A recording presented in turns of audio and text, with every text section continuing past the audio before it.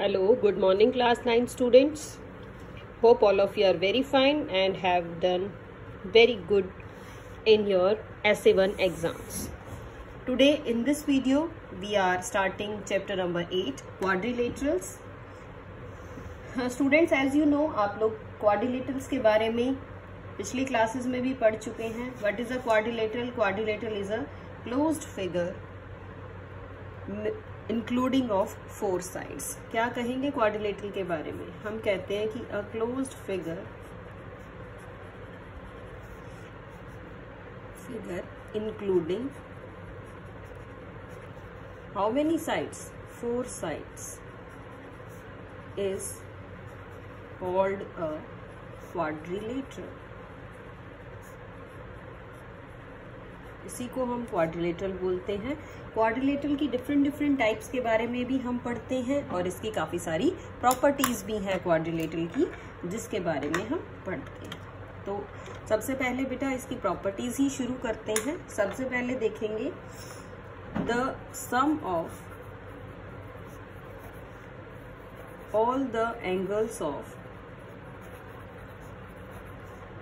A quadrilateral is 360 degree. ये हमें पता है कि क्वाड्रिलेटरल के सभी एंगल्स का सम क्या होता है? 360 डिग्री होता है. इसको याद रखेंगे और इसको काफी सारे क्वेश्चंस में यूज करेंगे. अब कुछ इंपॉर्टेंट रिजल्ट्स हैं बेटा क्वाड्रिलेटरल से रिलेटेड ही, जो कि आपको अपने माइंड में रखने. सबसे पहला जो रिजल्ट है वो मैं लिख रही हूँ कि अ स्क्वायर, एक स्क्वायर, रेक्टेंगल और rhombus, they are all parallelograms. ये सब पैरेललोग्राम्स तो होते ही हैं बेटा, इन सबको ही पैरेललोग्राम बोलते हैं. और अगर मैं सेकंड की बात करूं तो क्या है? A square is always a rectangle and a rhombus. जो स्क्वायर है वो हमेशा ही एक रेक्टेंगल और रोम्बस भी होता है उसके साथ साथ ही. The next one is a parallelogram is always a trapezium. जो पैरेललोग्राम होगा बेटा वो ऑलवेज क्या होता है? एक ट्रेपीजियम भी होता है. Parallelogram is always a trapezium. Next बात करेंगे, हमने काइट पढ़ी है बेटा. काइट कैसा है? ए kite is not a parallelogram. आपको पता होना चाहिए कि जो काइट है वो हमारी पैरेललोग्राम नहीं है, इसको हम पैरेललोग्राम नहीं कहेंगे.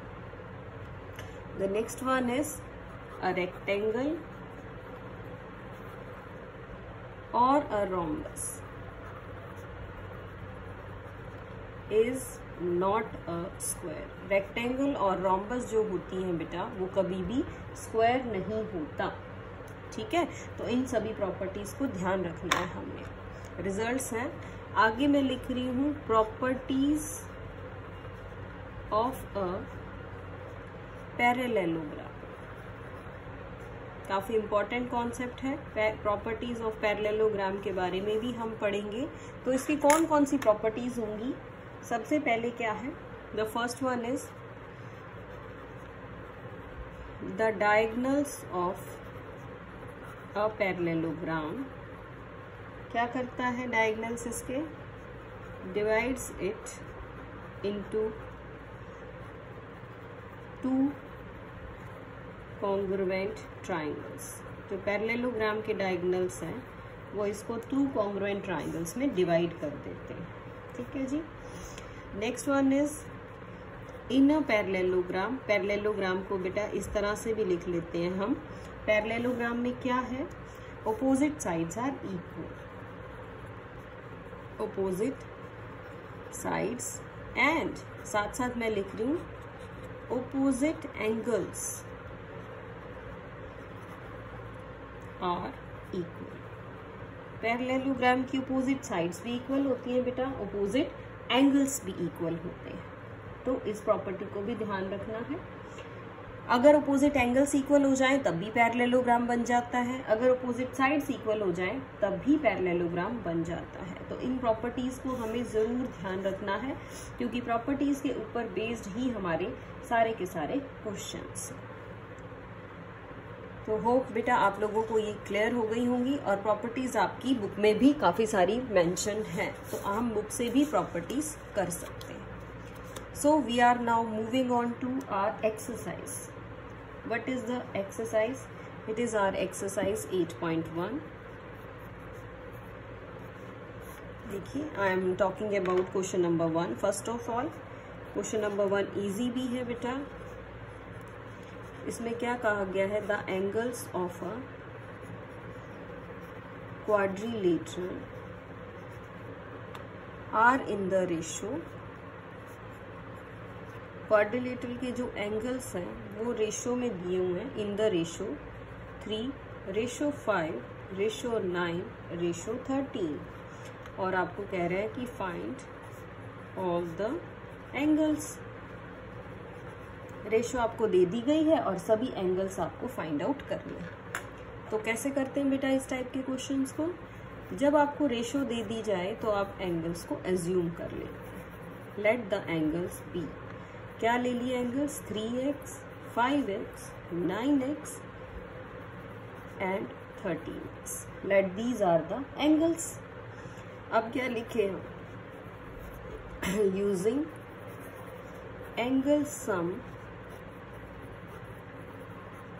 प्रॉपर्टी ऑफ, किसकी प्रॉपर्टी? क्वाड्रिलेटरल्स की।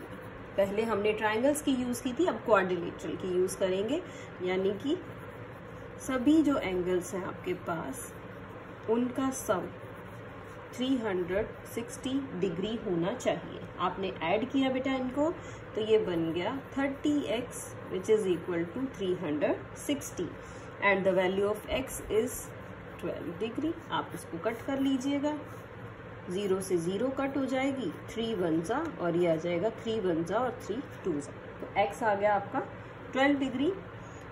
आपको एंगल्स बताने थे तो हम लिखेंगे सो द एंगल्स आर, क्या हो गई एंगल्स? 3 × 12, 5 × 12, 9 × 12 और 13 × 12, और what you can say 36 degree. The second angle is of 60 degree, third angle is of 108 degree and the last one is 156 degree। इस तरह से हमने क्या किया? इस तरह से हमने ये सभी एंगल्स हमारे फाइंड आउट कर दिए। तो इन एंगल्स, ये तो क्वाड्रिलेटरल की एक बिल्कुल सिंपल प्रॉपर्टी हुई बेटा। इस प्रॉपर्टी की हेल्प से हमने क्या किया? अपने एंगल्स को फाइंड आउट कर लिया। अब हमारे पास जो और प्रॉपर्टीज हैं उन पे हमें ध्यान देना है क्वाड्रिलेटरल की, ताकि हम उससे अपने क्वेश्चंस को कर सकें।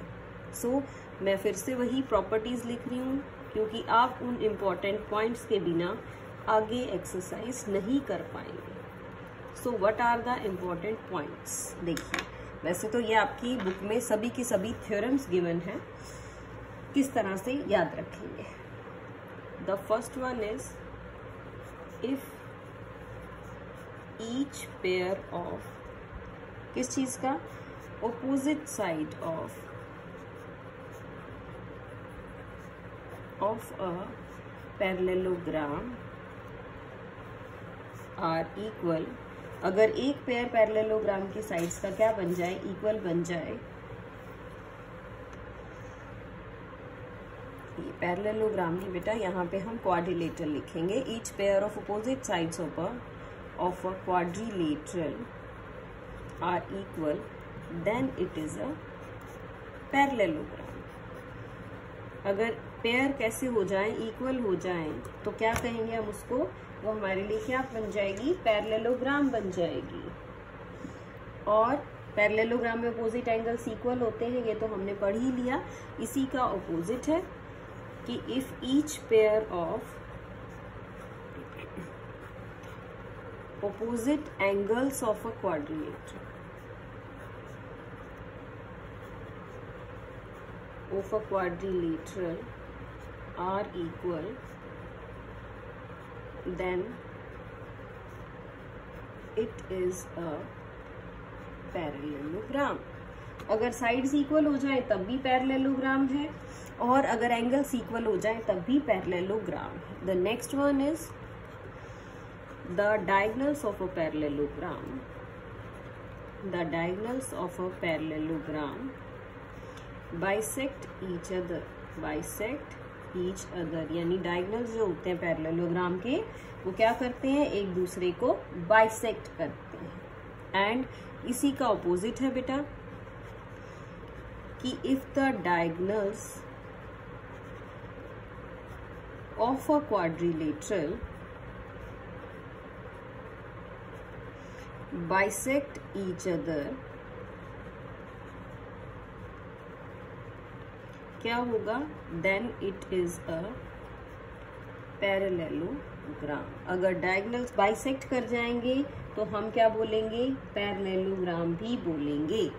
और one more important result is, क्या है result, each angle of a rectangle is 90 degree. Each angle of a rectangle is a right angle. So these are some of the important properties of quadrilateral. इन सभी properties को बेटा आपने ध्यान रखना है।